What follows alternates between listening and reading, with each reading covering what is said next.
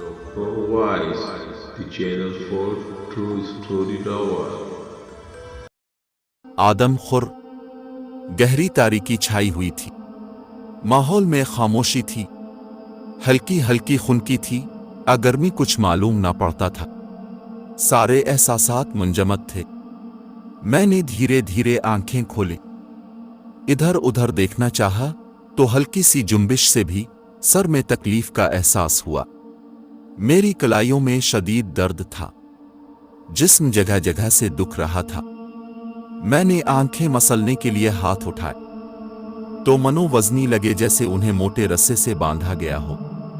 हाथ चेहरे पर फेरे तो अजीब सा एहसास हुआ। मैंने हाथों पे लगे मवाद को सूंघा तो नथनों से खून की बो टकराई। मैं दम बखुद रह गया, गोया मुझे बुरी तरह मारा पीटा गया था। मैं कहाँ हूं, कब से हूं? मैंने खुद से सवालात शुरू कर दिए। फिर अपनी जेबें टटोलें। इनमें कोई शय नहीं थी सिवाय माचिस के। माचिस की मौजूदगी पर मैंने खुदा का शुक्र अदा किया। गर्दन में एक तरफ ढलके रहने के सबब तकलीफ थी। धीरे धीरे मेरी आंखें अंधेरे से मानूस होने लगीं। हवास वापस बहाल होने लगे तो नागवार वो नाक में घुसने लगी। मैंने उठकर चलना चाहा तो कदमों ने साथ देने से इनकार कर दिया। मैं फिर से गिर पड़ा। मेरे गिरने से जोरदार गूंज पैदा हुई जिससे मुझे अंदाजा हुआ कि मैं किसी वीरान जगह पर हूं। मैंने डर के मारे चीखना चाहा। मेरा गला खुश्क था। हल्क में जैसे कांटे उग आए थे। मैंने जेब टटोल कर माचिस निकाली, इसमें से एक दिया सिलाई पकड़ी और इसे जलाने की कोशिश करने लगा। 2-3 कोशिशों के बाद एक छोटा सा शोला लपका और मेरी आंखें चिंधिया गईं। मैंने देखा ये किसी बड़े कमरे में बना हुआ एक छोटा सा कमरा था। दाएं तरफ की दीवार में कील ठोंक कर इसमें एक हल्का डाला गया था।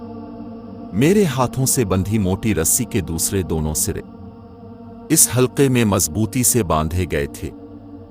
जगह जगह इंसानी गोश्त के कटे फटे चीथड़े पड़े थे। सारे में खून की बो फैली हुई थी। मोटे मोटे शोला रंग आंखों के चूहे उधर उधर भागते फिरते थे। आम साइज से बड़े चौंटोहे ने गोश्त के टुकड़ों को घेर रखा था। मैं ये मंजर देखकर बुरी तरह लरस गया। दिया सिलाई बुझ चुकी थी। अंधेरा नाग की तरह मुझे डसने लगा। मेरा जहन फिर से सवाल करने लगा, मैं इस जगह कैसे पहुंच गया? कुछ याद नहीं था, कोई सोच नहीं थी, कोई ख्याल याददाश्त के पर्दे पे नहीं उभरता था। अचानक मेरे जहन में जिंदगी की आवाज उभरी, मुझे जिंदा रहना है, मुझे यहां से निकलना है। मैं रस्सी को पकड़े कील की तरफ आया। इसे झटका दिया मगर वो काफी लंबाई तक दीवार में चला गया था। मैंने रस्सी को झटकना शुरू किया। कुछ वक्त बाद देखा कील ढीला हो चुका था। मुझ में तवानाई भर गई। मैं और जोश से रस्सी को झटके देने लगा। कील निकलकर मेरे हाथ में आ गया।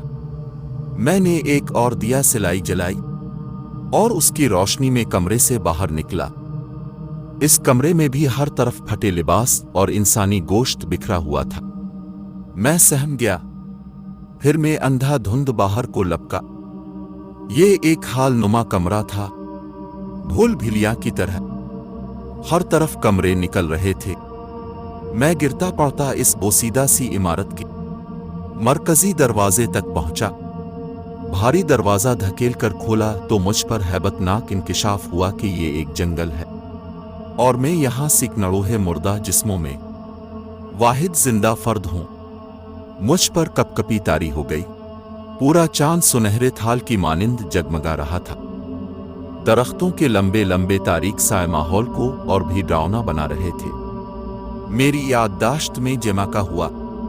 मैं दफ्तर से निकला था। लिफ्ट में सवार होकर नीचे तक आया। 2-3 रोज पहले नए आए गार्ड ने मेरे लिए दरवाजा खोला था। मैं लापरवाही से कदम उठाता, उंगली में चाबी घुमाता आगे बढ़ा था कि अचानक मेरे कान के बिल्कुल पास इसकी आवाज उभरी, सर। मेरा दिल उछलकर हल्क में आ गया। इसकी आवाज थी अदबी दबी गुर्राहट। میں اپنے وہم کو جھٹکتا اس کی جانب متوجہ ہوا تو وہ بولا، دھیان سے جائیے گا، آج کل شہر کے حالات ٹھیک نہیں ہیں۔ میں سنی کرتا آگے بڑھ گیا۔ گاڑی میں بیٹھ کر اگنیشن کے پار دیکھا۔ گارڈ مانی خیز انداز میں مسکرا رہا تھا۔ میں نے اس کی نظروں سے خائف ہوتے جھنجھلا کر اسٹیئرنگ پر مکہ دے مارا اور اپنی پیشانی مسلنے لگا۔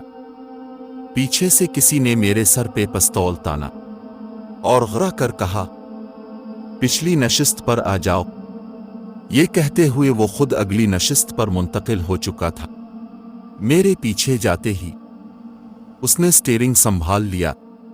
میرے ساتھ ایک اور لڑکا تھا۔ اس نے میرے سر کے پچھلے حصے پر کسی چیز سے ضرب لگائی اور میرا ذہن تاریکی میں ڈوبنے لگا۔ میں نے دکھتے ہوئے سر کو ہاتھوں سے تھامتے جو آخری منظر دیکھا وہ یہ تھا کہ گارڈ نے اگلا دروازہ کھول کر یہ کہتے ہوئے اسٹیئرنگ سنبھالا، اس کے ہاتھ باندھ دو، ہم گھر جا رہے ہیں، آج کے لیے اتنے لوگ بہت ہیں۔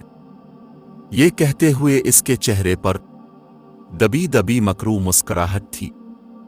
اس کی مسکراہٹ یاد آتے ہی میری پسلیوں میں سنسنی سی پھیل گئی۔ میں نے چابی گھمائی مگر گاڑی سٹارٹ نہیں ہوئی۔ میں نے شیشے میں نے گھبرا کر ادھر دیکھا۔ فضا کہر آلود تھی۔ مجھے کچھ فاصلے پر 2-3 لوگوں کی آواز سنائی دی۔ میں آوازوں کا پیچھا کرتے دوسری جانب آیا تو میرے رونگٹے کھڑے ہو گئے۔ میں ان کی پشت کی طرف تھا، اسی لیے وہ مجھے دیکھ نہ سکے۔ ان کے ہاتھوں میں چاقو تھے اور سامنے ایک آدمی نیم مردہ حالت میں پڑا تھا۔ اگلا منظر میرے لیے ناقابل یقین تھا۔ خوف اور دہشت کا یہ سفر ابھی جاری ہے۔